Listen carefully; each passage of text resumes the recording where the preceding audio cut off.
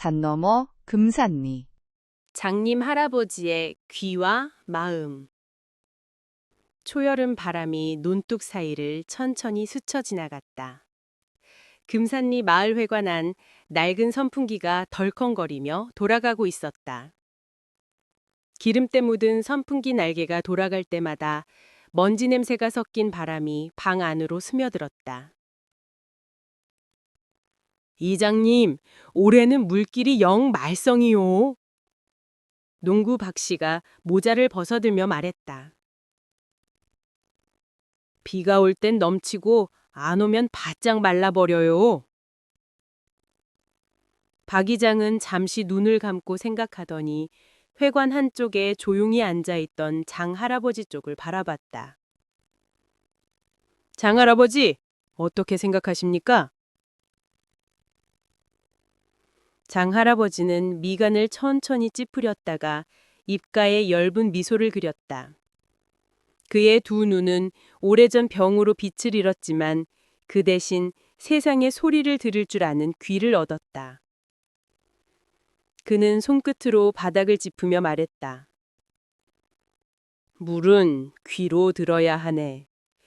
급히 흐르면 재앙이 부르고 고요하면 숨기를 내주지. 사람들이 말없이 고개를 끄덕였다. 잠시 바람이 회관 문틈으로 스며들며 낡은 커튼을 흔들었다.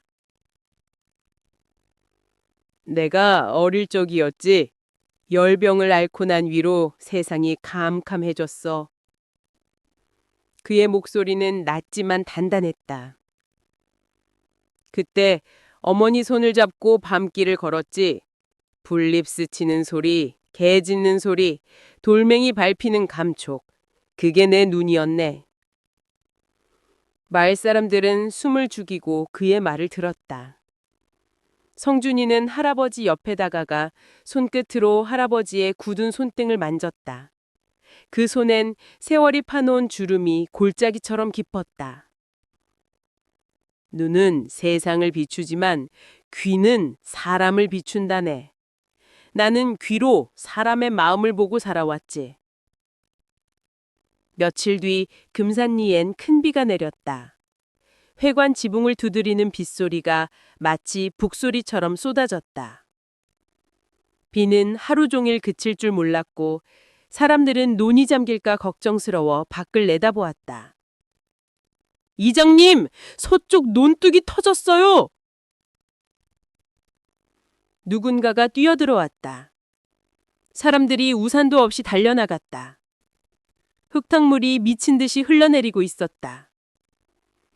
그때 장 할아버지가 손자 성준이의 부축을 받으며 천천히 걸어 나왔다. 비에 젖은 그의 흰 머리카락이 이마에 붙었다. 성준아, 나를 논으로 좀 데려가거라. 사람들이 놀란 눈으로 바라봤다. 장 할아버지, 위험합니다. 발밑이 질퍽해요. 괜찮네. 물소리를 들어야 알지. 그는 손을 땅에 대고 귀를 낮게 기울였다. 빗물과 흙이 섞여 흐르는 소리를 들으며 잠시 숨을 골랐다. 들리나? 저쪽으로 돌아서 가야 하네. 물이 도망가고 있네. 사람들이 그의 말대로 물길을 돌리자 흙이 조금씩 안정이 되기 시작했다. 장 할아버지는 흙을 한 줌 쥐어 손바닥에 올려보며 말했다. 이 흙은 살아있네. 손끝이 따뜻한 걸 보니 아직 숨이 남았어. 지금 바로 여길 막지 말고 비가 그치면 천천히 다지게. 박 이장은 고개를 숙였다. 비 오는 날에도 할아버지 귀는 물길을 듣는군요. 며칠 뒤 비가 그치고 햇살이 돌아왔다. 논두렁은 무사했다. 마을 사람들은 다시 모여 논의 흙을 다지고 돌을 쌓았다. 장 할아버지는 그 옆에 앉아 손끝으로 흙을 문질렀다. 여긴 물이 도망갔던 자리네. 흙이 아직 부드럽고 차갑지? 여길 먼저 다져야겠어. 사람들이 그의 지시대로 움직였다. 흙을 밟는 발자국 소리, 물이 천천히 돌아오는 소리, 개구리 울음이 이어졌다. 논두렁은 다시 살아났다. 사람들의 얼굴에 안도와 미소가 섞였다. 그날 저녁 장 할아버지와 성준이는 물길 옆에 앉았다. 논두렁엔 빗방울이 아직 반짝였고 달빛이 고요히 퍼지고 있었다. 할아버지, 눈이 안 보이는데 어떻게 이렇게 다 아세요? 성준이가 물었다. 보이는 게 전부가 아니란다. 그는 웃었다. 눈은 물건의 모양을 보지만 귀는 그 마음을 듣는단다. 흙도 물도 사람도 다 마음이 있지. 박 이장이 다가와 고개를 깊이 숙였다. 할아버지 말씀이 늘 옳습니다. 흙이든 사람이든 먼저 귀 기울이는 게 먼저지요. 장 할아버지는 고개를 끄덕였다. 귀 기울인다는 건 곧 마음을 여는 거네. 그게 내가 평생 배운 일이야. 산 너머 금산리. 고스톱한 마을이 들썩. 겨울이 길게 눌러앉은 금산리. 노는 얼음장처럼 굳고 밭에는 사람 그림자 하나 없었다. 눈발이 흩날리는 오후, 회관 굴뚝에서만 연기가 올랐다. 남정네들이 하나둘 모여들고 있었다. 농한기엔 심심해서 그렇지. 김씨가 장죽을 물며 웃었다. 장씨가 맞장구 찼다. 하루 종일 집에 있으면 마누라 잔소리만 들려. 이럴 땐 화투가 약이여. 낡은 상 위에 빨갛고 파란 화투장이 펼쳐졌다. 이거 100원짜리로 가는 거야. 재미로만. 그 말이 모든 걸 시작하게 했다. 처음엔 웃음이 많았다. 고! 스톱! 방아는 환하게 달아올랐다. 하지만 판이 거듭될수록 목소리가 높아지고 웃음 대신 눈빛이 매서워졌다. 야, 니 그거 반칙 아니냐? 무슨 소리야. 룰대로 한 거지. 몇 푼 안 되는 돈이었지만 이상하게 자존심이 걸렸다. 박 이장은 마을이 방송을 통해 한마디 했다. 요즘 회관에서 소란이 잦습니다. 금산리닥대 행동합시다. 그러나 회관문은 그날도 불빛이 새고 있었다. 며칠 뒤 김 씨의 집. 부엌에서 아내가 조용히 말했다. 여보, 쌀독 바닥났어요. 이번에 한 판만 더 하면 채울 수 있어. 그게 다 말뿐이지. 지난번에도 그랬어요. 김 씨는 대답 대신 고개를 돌렸다.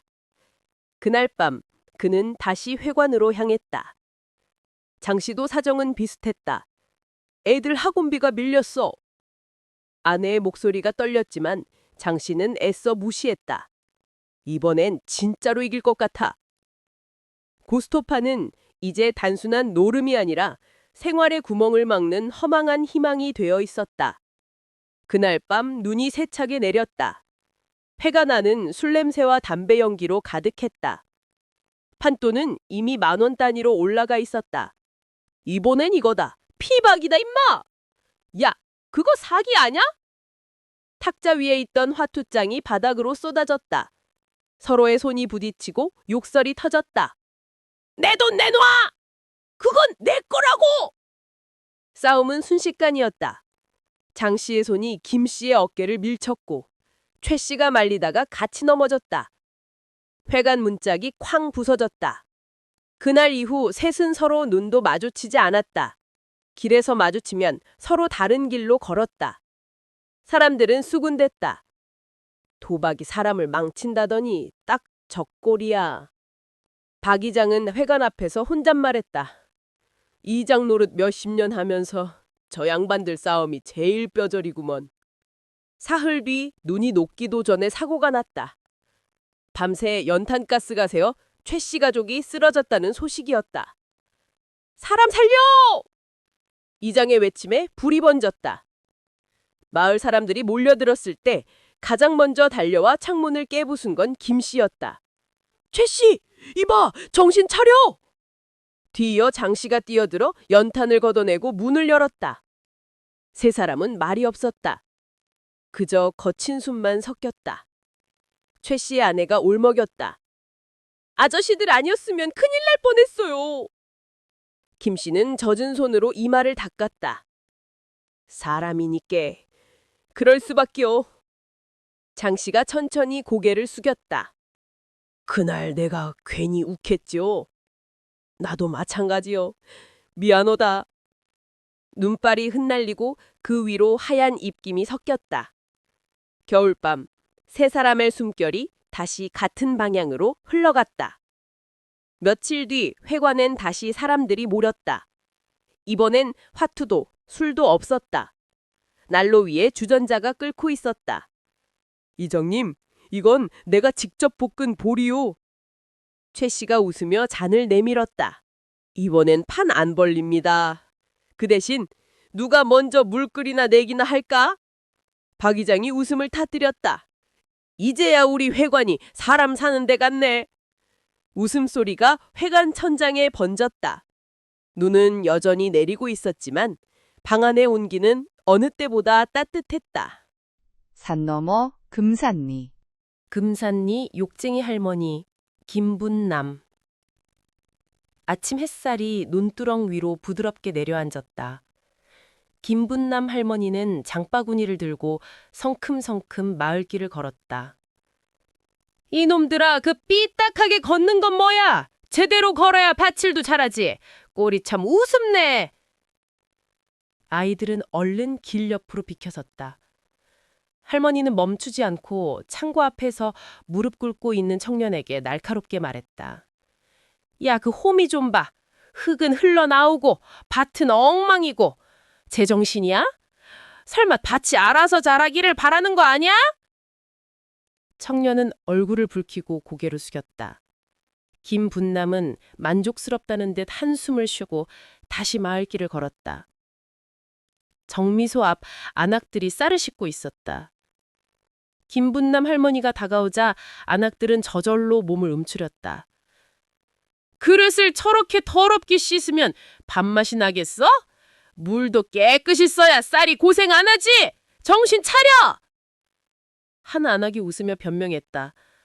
할머니, 저희 열심히 하고 있는데요. 열심히? 그게 열심이야? 내 눈에는 도둑놈처럼 보이는데 제대로 안 하면 쌀도 밭도 다 망가진다고.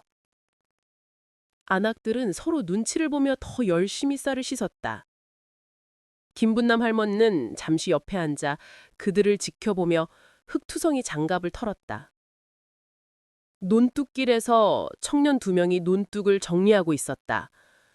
할머니가 다가오자 그들은 재빨리 다시 일을 시작했다. 게으름 피우고 앉아있네. 논뚝 하나 제대로 못하면 장마만 오면 쑥대밭대기 딱 좋아. 흙이라도 붙여놔야 내년에는 쌀이라도 먹지. 청년들은 이를 깨물고 다시 일손을 움직였다. 김분남 할머니는 그 모습을 확인하고 손에 들고 있던 작은 삽으로 흙을 고르게 정리했다. 마을 담벼락에 빨래줄이 늘어져 있었다. 할머니가 걸음을 멈추고 소리쳤다. 빨래를 이렇게 엉망으로 널어놓고 밥이 목구멍으로 넘어가나? 빨래가 다 바람에 날아가게 생겼네. 제대로 걸어야지. 꼴이 이게 뭐야? 주민들은 어쩔 줄 몰라 하며 수근거렸다. 할머니는 빨래 집게를 다시 집어 빨래줄 사이 끼워 고정하며 혼잣말을 했다. 이놈들, 내가 있어야 이 마을이 돌아가네. 내 말 안 듣고 놔두면 다 엉망이지. 해질녘 김분남 할머니는 장바구니를 정리하며 혼잣말을 했다. 젊은 것들 하나같이 똑바로 안 돼서 내가 하루 종일 돌아다니며 잔소리를 해야겠네. 내 말 안 듣고 놔두면 마을 전체가 엉망이 될 텐데. 진짜. 그녀는 집에 도착해 장바구니를 내려놓고 하루 종일 신경 쓴 마을 소식들을 떠올렸다. 내일은 또 누구를 혼낼지. 아휴, 이놈의 금산리. 내가 있어야 제대로 돌아가는구나. 햇살이 늦가을 부엌 창문을 타고 들어왔다. 마을 부엌은 따뜻했고 나무 탁자 위에는 갓 따온 마늘이 가지런히 놓여 있었다. 김분남 할머니 옆집에 사는 이씨 할머니는 조용히 칼을 잡고 마늘 하나씩 벗기며 며느리에게 이야기를 시작했다. 성태할멈, 저렇게 욕쟁이가 된 게 그냥 그런 게 아니란다. 어릴 때부터 집안이 어려웠지. 아버지는 일찍 돌아가시고 어머니 혼자 셋이나 되는 아이를 키워야 했어. 밥도 제대로 못 먹고 학교도 마음대로 못 다녔지. 그 속에서 성태할멈은 참 많이 울고 속상했단다. 그뿐만이 아니라 성태할아버지랑 결혼해서도 삶은 녹록치 않았지. 남편이 참 모질었거든. 집안일이 잘 돼도 칭찬은 없고 성태할멈이 조금만 실수해도 큰 소리로 꾸짖지.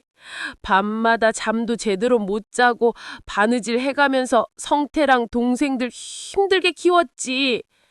나중에 성태 할아버지가 푹 맞고 쓰러져서 간병도 오래 했거든. 잘해준 적 없는 남편에 시어머니 모시랴 애들 셋 키우랴 속으론 울면서도 겉으로는 꾹 참아야 했단다.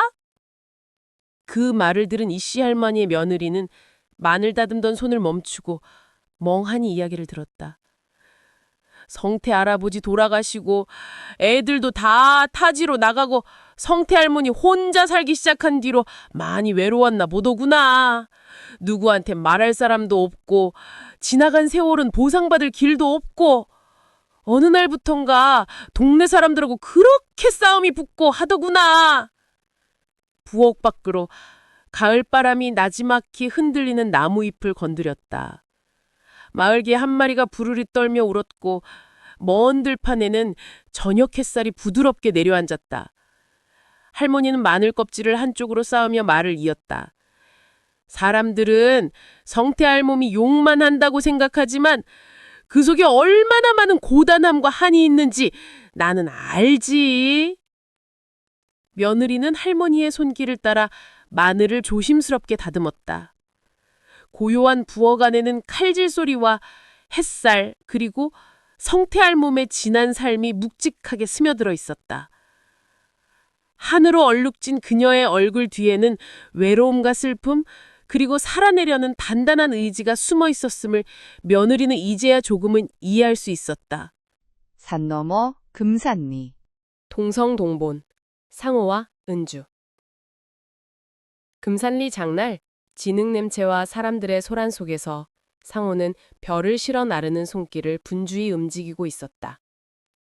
읍내 양조장 배달을 돕던 은주가 무거운 상자를 들다가 발을 헛디디는 순간 상호는 재빨리 팔을 내밀어 받쳐주었다. 괜찮아요? 네, 감사합니다. 짧은 눈맞춤 속 마음 한켠이 불타올랐다. 그 볼씨는 몇 주 후 농기계 수리소 앞에서 다시 살아났다. 우연히 마주친 두 사람은 서로를 향한 마음을 숨기지 못했다. 욕쟁이 할매는 한쪽에서 킥킥 웃으며 말했다. 요새 저 둘 꽤나 달달 붙어 다니는구나. 마을에 소문이 퍼지자 금산리의 공기는 곧 냉랭해졌다. 오래된 규율이 발목을 잡았다. 동성동본은 결혼할 수 없다. 박 이장은 두 집안을 불러 단호히 말했다. 조상님이 노하신다. 절대 안 된다. 상호는 목소리를 떨며 반박했다. 요즘 세월에 무슨 동성동본 따져요. 박 이장은 눈 하나 깜짝하지 않았다. 상호야, 세월이 많이 변했다지만 아직 우리한테는 지켜야 하는 선들이라는 게 있는 거다. 사람들 인식이 아무리 바뀌었어도 법이 그대로 있는 거 봐라. 아직 때가 오지 않았다는 뜻 아니겠니? 은주는 울음을 터뜨렸다. 서울에서는 다들 자유롭게 사는데 왜 우리는 안 되나요? 마을 청년들은 은밀히 두 사람을 편들었지만 어른들은 등을 돌렸다. 조상 무시해서 잘된 놈들 없는 거다 이놈들아. 욕쟁이 할매는 손을 내저으며 크게 소리쳤다. 상호의 어머니는 속으로 갈등했다. 아들을 아끼지만 마을 말이 두려웠다. 밤마다 둘을 걱정하며 눈물을 훔쳤다. 그러던 어느 날 상호와 은주는 읍내 면사무소로 향했다. 혼인신고하러 왔습니다. 하지만 공무원의 말에 심장이 무겁게 내려앉았다. 죄송합니다. 아직 동성동보는 법적으로 안 됩니다. 돌아오는 길 장대비가 쏟아졌다. 두 사람은 버스 정류장에 앉아 서로의 젖은 어깨를 스치며 말없이 시간을 보냈다. 마을에서는 도망갔다더라는 소문이 돌기 시작했다. 마을 회관에 사람들이 모이고 상호 아버지가 술이 취해 큰 소리로 소리치기 시작했다. 사람이 마음으로 사는 거지 피로 사는 게 아니잖아요. 조상도 자식 잘 살길 바랬지 장씨가 어디 한둘이에요. 우리나라 장씨 다 합치면요. 몇십만 명도 넘을걸요? 그 사람들 다 같은 핏줄이라는 게 말이 됩니까? 우리 상호 혼사길 망치면 다들 책임질 거예요? 지들이 줬다는데 왜 다들 그런 눈초리를 줍니까? 그 말은 마을의 공기를 흔들었다. 박 회장은 잠시 말을 잇지 못하고 깊은 한숨을 내쉬었다. 세상이 달라지긴 달라졌지. 하지만 둘이 결혼해서 애라도 생기면 어쩔 건가? 그 애는 그럼 누구 호족에 올리나? 이 사람아, 그렇게 마음만 갖고 될 일이 아니지 않은가? 몇 달 뒤, 장날이 끝나고 마을은 오후 햇살 속에 조용히 잠겨 있었다. 상호와 은주는 마루에 앉아 차를 마시고 있었다. 라디오에 낮은 톤의 뉴스가 흘러왔다. 오늘 국회에서 동성동본 결혼에 대한 법적 금지 조항이 공식적으로 철폐되었습니다. 이에 따라 전국의 부부들이 새로운 출발을 맞이할 수 있게 되었습니다. 전문가들은 오랜 세월 이어져 온 전통과 관습의 변화가 이제 법과 조화를 이루는 단계라고 평가했습니다. 상호는 라디오를 들으며 손을 꼭 잡았다. 은주는 눈가가 붉어졌지만 웃음을 참았다. 우리도 이제 드디어. 마룻바닥에 앉아있던 박 이장은 묵직하게 한숨을 내쉬었다. 오래전부터 지켜온 관습이 한순간 흔들리는 듯한 느낌이었다. 그러나 그의 눈에는 미묘한 안도와 기쁨이 섞여 있었다. 이제야 조상님들도 허락하신 거겠지. 마을 사람들은 라디오 소식에 서로를 바라보며 웅성거렸다. 일부는 여전히 놀란 눈치였지만 점차 얼굴에 미소가 번졌다.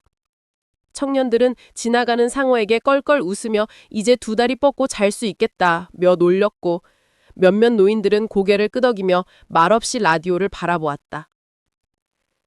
상호와 은주는 서로를 바라보며 긴 기다림과 수많은 오해, 마을의 벽을 넘어온 자신의 사랑이 마침내 세상에서 인정받았음을 실감했다. 라디오의 목소리가 흘러나오는 동안 작은 금산리 마을의 마루는 새로운 희망으로 가득 차 있었다. 산 너머 금산리.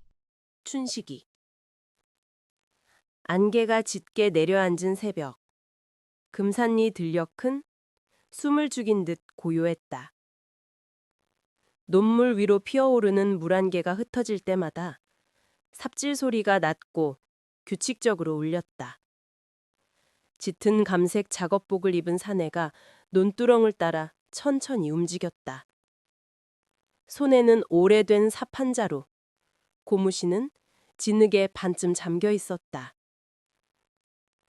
그의 이마인 땀이 송골송골 맺혔고 해진 모자는 빗물과 흙탕물로 얼룩져 있었다. 그의 이름은 박춘식. 사람들은 그를 바보 아저씨라 불렀다.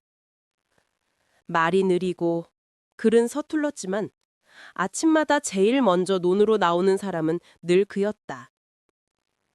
길 건너 마루에 앉은 박 이장이 담배에 불을 붙였다.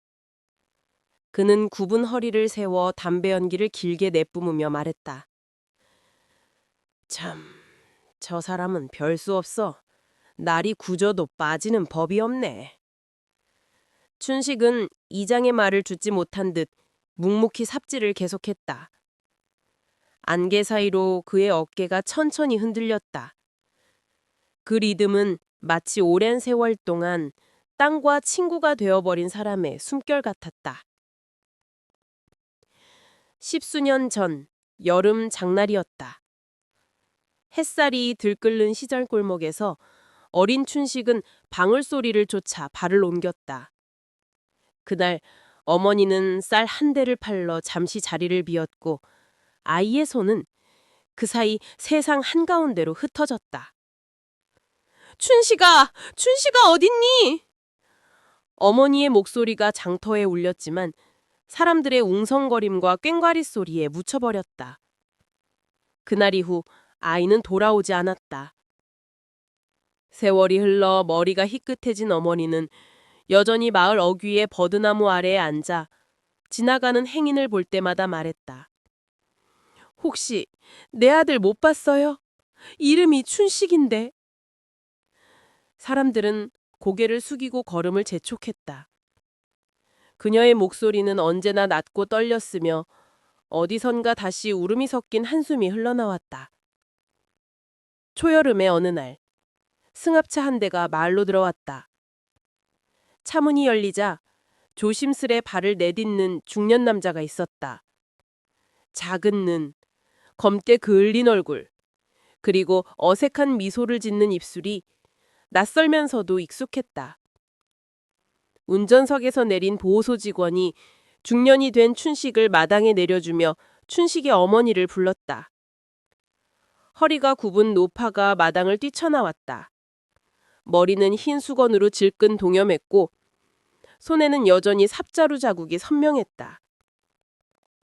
혹시 여기가 박춘식 씨 댁 맞나요? 네, 맞는데요. 누구세요? 춘식의 엄마는 눈을 크게 뜨고 중년 남성과 보호소 직원을 번갈아 쳐다보았다. 그러자 이내 그 중년 남성이 자신의 아들이라는 걸 알아차렸다. 손끝이 떨리고 주름진 얼굴엔 눈물이 흘렀다. 춘식은 멋쩍은 듯 웃으며 어머니의 등을 감싸 안았다. 엄마! 아이고 하나님, 부처님, 천지신명님, 춘식아, 내 아들 춘식아, 살아 돌아왔구나. 여보, 우리 아들이 돌아왔어요. 당신 이제 편히 쉬세요. 아이고, 내 아들아. 소문을 듣고 달려온 앞집 이 씨와 부인 순자 씨는 담너머리에서 그 모습을 보고 눈물이 그렁그렁 맺혔다. 며칠 뒤 마을에서는 춘식이 무사히 돌아온 기념으로 잔치를 열고 그를 환영해 주었다. 그날 이후 춘식은 마을의 한 사람으로 적응해 나가기 시작했다. 닭머리를 주고 장터에 나가 심부름을 하는 일도 거들었다. 그의 손은 굵고 손톱 밑에는 언제나 흙이 끼어 있었다. 하지만 그 손으로 내민 미소에는 언제나 순수하고 따뜻한 태도가 묻어 있었다. 잔칫날에는 제일 먼저 와서 마당을 쓸고 비 오는 날이면 할머니들의 손에 우산을 씌워주었다. 할머니, 내가 이거 쓴다. 나 이거 잘한다. 그는 말끝마다 웃음을 섞으며 사람들을 챙겼다. 사람들은 점점 그를 다르게 보기 시작했다. 겨울이 들자 춘식 어머니의 기침이 깊어졌다. 밤마다 창문 밖에서 들려오는 기침 소리가 마치 얼어붙은 나무가 갈라지는 소리처럼 아팠다. 춘식아, 약 좀 받아와라. 예, 엄마, 나 금방 약 사온다, 엄마. 그는 자전거를 끌고 읍내로 향했다. 길은 얼어붙었고 손끝은 곧 감각을 잃었다. 하지만 그의 눈은 오직 어머니의 얼굴만 떠올랐다. 며칠 뒤 어머니는 자리에서 일어나지 못했다. 춘식은 말없이 죽을 끓였다. 수저를 들 때마다 손이 덜덜 떨렸고 입술은 바짝 말랐다. 엄마! 그의 눈빛엔 애타는 정성과 두려움이 동시에 깃들어 있었다. 어머니는 약한 숨을 내쉬며 손을 뻗었다. 우리 춘식이 내 걱정 말고 밥은 꼭 챙겨 먹어라. 흰 눈이 세상을 삼켜던 날이었다. 약이 다 떨어졌다는 걸 깨달은 순간 춘식은 자전거를 끌고 문 밖으로 나섰다. 엄마, 나 금방 다녀온다. 조금만 있어. 그 말은 바람 속으로 흩어졌다. 눈보라가 얼굴을 때렸고 자전거 바퀴는 눈 속에 반쯤 잠겼다. 그는 두 손으로 핸들을 꼭 쥐었다. 입김에 흩어질 때마다 어머니의 얼굴이 자꾸 떠올랐다. 그날 밤 마을은 조용했다. 춘식의 어머니는 아들이 해가 져도 돌아오지 않자 박 이장에게 전화를 넣었다. 박 이장은 두 아들과 마을 청년들을 데리고 춘식을 찾으러 나섰다. 손전등 불빛이 논뚝기를 비쳤다. 춘식아, 어디나 이 사람아. 마을 외곽 김씨네 감자반 아래 자전거가 쓰러져 있었다. 그 옆엔 약 봉투를 품에 안은 채 움직이지 않는 춘식의 몸이 있었다. 얼어붙은 손끝이 약 봉투를 꽉 쥐고 있었다. 그 얼굴엔 미소 같은 것이 희미하게 남아 있었다.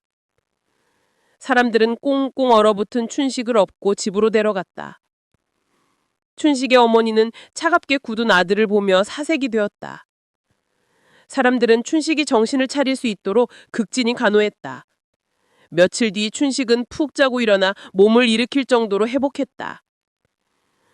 춘식의 어머니는 곁에 앉은 아들을 바라보며 손을 더듬듯 그의 볼을 쓰다듬었다. 춘식아, 이놈아. 그녀의 눈가에는 뜨거운 눈물이 맺혔다. 춘식은 힘겹게 눈을 떴다. 엄마, 아픈 데 없어? 엄마 이제 안 아파? 엄마, 내가 약 사와? 우리 아들, 엄마 이제 다 나았어. 엄마 이제 죽을 때까지 아프지 않을 거야.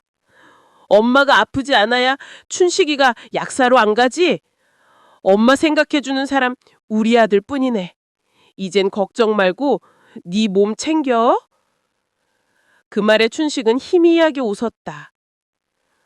봄이 오자 마을은 다시 잔치를 열었다. 회관 앞에는 풍물이 울리고 아이들은 춘식의 주위를 맴돌며 장난을 쳤다. 춘식 아저씨, 우리 깃발 좀 배줘요. 그래, 꽉 잡아. 바람 불면 또 날아가. 사람들이 웃었다.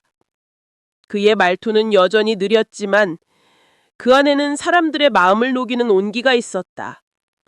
이장은 사람들 앞에서 말했다.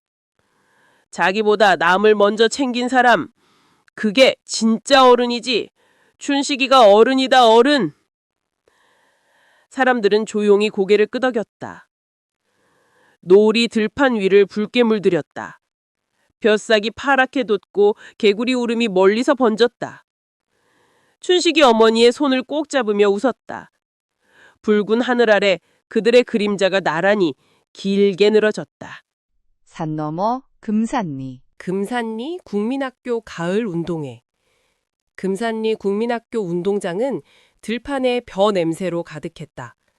가을 거지가 끝난 들판 사이로 부드러운 바람이 불고 마을 전체가 들뜬 기운에 휩싸여 있었다. 운동회를 하루 앞둔 마을은 벌써 분주했다. 엄마들은 부엌에서 김치와 반찬을 준비하며 도시락을 싸고 아버지들은 운동장 주변에 빨간색과 파란색 깃발을 펄럭이며 세웠다. 아이들은 잠자리에서 뒤척였다. 윤호는 이불을 얼굴까지 덮었지만 설렘을 감출 수 없었다. 지선은 내일의 단체 체조와 달리기 시합을 떠올리며 마음속으로 미소 지었다. 멀리 산에서 들려오는 새소리와 풀벌레 울음, 가끔 들려오는 개 짖는 소리가 밤의 고요를 부드럽게 채웠다. 다음 날 아침, 해가 운동장 위로 서서히 떠올랐다. 아이들과 마을 사람들이 하나둘 모이기 시작했고 운동장은 이미 축제의 분위기로 가득 찼다. 박 교장은 느릿하게 운동장 중앙으로 걸어나와 서 있었다. 그의 눈빛은 온화했고 아이들을 바라보는 시선에는 묵직한 믿음과 인자함이 배어 있었다. 호루라기 소리가 울리자 아이들은 단체 체조를 시작했고 팔과 다리가 어긋날 때마다 관중석에서는 웃음과 박수가 터졌다. 첫 경기 달리기가 시작되었다. 윤호는 힘차게 출발했지만 달리던 중 신발 하나가 벗겨졌다. 그는 잠시 균형을 잃었지만 마지막 힘을 다해 결승선을 통과했다. 부모님과 마을 사람들의 웃음 속에서 윤호는 얼굴을 붉히며 숨을 고르며 서 있었다. 이어서 시작된 부모님 이어 달리기에서는 윤호 아버지가 열심히 달리다가 넘어졌다. 바지가 무릎까지 찢어졌지만 그 모습은 모두에게 폭소를 남겼다. 그 사이 아이들은 깔깔거리며 웃음을 참지 못했고 마을 전체가 소란스러운 즐거움으로 채워졌다. 풍선 터트리기 경기가 이어졌다. 아이들은 풍선을 잡으려 달려들었고 터지는 풍선 소리에 온 운동장은 웃음으로 가득 찼다. 줄다리기 경기에서는 청백으로 나뉜 아이들과 어른들이 함께 힘을 쏟았다. 어른들은 아이들보다 더 진지하게 줄을 당겼고 결국 줄이 끊어져 모두 뒤로 넘어졌다. 땅바닥에 엎드린 채 웃음을 터뜨리는 아이들과 어른들의 모습은 한동안 운동장을 떠나지 않았다. 잠시 도시락 시간, 아이들은 숨바꼭질을 시작했다. 윤호는 호기심에 산 뒤쪽 송전탑 근처까지 달려가 버렸다. 교장이 스피커를 통해 소식을 알렸고 마을 사람들은 순식간에 움직였다. 담임 선생님과 윤호 아버지가 윤호를 찾아 나섰다. 산길을 돌며 결국 윤호를 발견했고 안도의 한숨과 함께 무사히 돌아왔다. 오후가 되어 마지막 릴레이 경기가 시작되었다. 윤호는 다시 출전했고 이번에는 온 힘을 다해 달렸다. 결승선을 통과하는 순간 마을 전체가 환호했다. 아이들과 어른들은 손을 잡고 원을 그리며 함께 노래를 불렀다. 하늘은 맑았고 벼 냄새와 아이들의 웃음이 운동장을 가득 채웠다. 박 교장은 느릿하게 아이들을 바라보며 운동회가 주는 마을의 힘을 생각했다. 아이들이 뛰면 마을이 웃었다. 그 웃음은 금산리의 힘이 되었다. 해는 점점 서쪽으로 길며 운동장을 황금빛으로 물들였다. 아이들의 땀과 흙냄새, 어른들의 웃음과 장난기 어린 손길, 그리고 온 마을의 작은 소란이 하루를 완전히 채웠다. 그날 금산리의 가을은 사람들의 마음속으로 스며들어 오래도록 기억될 한 장면이 되었다. 산 너머 금산리. 이장 선거. 겨울 끝자락, 바람 끝이 아직 차가운 3월 초. 금산리 마을 회관 앞 감나무 가지에는 새순이 막 돋기 시작했다. 그 평온한 풍경 속에서도 마을 사람들의 말끝은 요 며칠 새 부쩍 날카로워졌다. 이장 선거가 고질하잖아. 이번엔 누가 들까? 뭐 박 이장 말고 또 누가 하겠어. 그런데 김석호가 요즘 읍내 다니며 떠벌리고 다닌다더라. 자기가 하면 마을이 확 달라진다면서. 그 말이 돌기 시작한 날부터 금산리의 공기는 이상하게 달아올렸다. 박 이장은 올해로 68이었다. 16살의 금산리로 장가와 평생을 농사로 살아왔다. 사람들은 그를 느릿하지만 믿음직한 사람이라 불렀다. 길 닦는 일, 노인회 점심 준비, 농약 공동구매, 하다못해 장례식 자리의 의자 정리까지도 그가 주도했다. 그는 말을 아꼈다. 대신 일로 보여주는 사람이었다. 봄이면 새벽부터 도랑 물길을 보고 여름이면 논두렁 무너진 곳을 손수 막았다. 그래서인지 마을 어른들은 박 이장은 느려도 틀린 일은 안 한다 하고 입을 모았다. 하지만 세월은 흐르고 세대는 바뀌었다. 젊은 사람들은 스마트폰으로 농산물 값을 확인하고 읍내 택배 창고에 드나들었다. 그들 동행 박 이장이 너무 옛날식으로 보였다. 새롭게 이장이 되고 싶은 사람은 김석호였다. 김석호는 40을 간 넘긴 사내였다. 읍내에서 트럭으로 농자재를 납품하다 부모님이 돌아가신 뒤 금산리로 들어와 살기 시작했다. 손재주 좋고 말발이 세서 사람들 사이에 인기가 있었다. 그가 처음 이장 이야기를 꺼낸 건 막걸리 한 잔이 돌던 회관의 어느 밤이었다. 요즘 세상에 아직도 전화로 읍사무소에 보고하고 종이에 손으로 이름 적어요? 내가 하면 다 바꿉니다. 이제는 컴퓨터로 해야죠. 보조금이 얼마나 많은데 그런 거 하나도 못 챙겨오잖아요. 처음엔 사람들도 웃으며 넘겼다. 하지만 그 말은 그날 밤 이후 장터에도 골목에도 우물가에도 퍼졌다. 이젠 젊은 피가 필요하지 않겠어? 박 이장도 고생했지. 이제 좀 쉬셔야지. 박 이장은 그 말을 들으며 조용히 바치를 했다. 그럴 수도 있지. 세상은 늘 바뀌는 거니까. 그는 그렇게 중얼거렸지만 눈빛엔 묘한 쓸쓸함이 깃들었다. 며칠 뒤 회관에서 열린 마을총회는 유난히 뜨거웠다. 김석훈은 프린트한 서류를 펼치며 말했다. 우리 금산리 발전 계획입니다. 마을회관 보수, 농기계 공동창고, 태양광 발전 설치까지 제가 하면 다 추진됩니다. 바뀌어야 합니다. 사람들 사이에서 박수가 터졌다. 누군가는 역시 젊은 사람은 다르네 하고, 또 누군가는 말이야 좋지, 일은 해봐야 하는 거지 하고 속삭였다. 박 이장은 천천히 일어나 말했다. 석호 말이 맞네. 마을도 발전해야지. 하지만 말보다 중요한 건 마음이야. 이장은 나보다 나은 사람이라야 하지. 단, 사람을 나누는 일은 하지 말게. 그건 마을을 망치는 일이네. 그 말에 잠시 침묵이 흘렀지만 이미 사람들의 마음은 둘로 나뉘어 있었다. 박 이장파와 김석후파. 말없는 경계가 생겼다. 이장 선거 날, 마을회관 마당에는 사람들의 발자국이 이어졌다. 대부분은 긴장된 얼굴이었다. 표를 세던 박부녀 회장은 한참을 망설이다 조용히 숫자를 읽었다. 김석호 32표, 박영환 38표. 박 이장은 고개를 끄덕이며 박수를 쳤다. 이젠 새 이장이네. 다들 김석호 말 잘 듣게. 그는 그날 밤 오래된 장부를 꺼내 새 이장에게 건넸다. 낡은 노트 표지에는 금산리 이장 업무일지라 적혀 있었다. 여기 다 적혀 있네. 마을에 필요한 게 있으면 참고하게. 김석구는 그걸 받아들며 어딘가 불편한 얼굴로 말했다.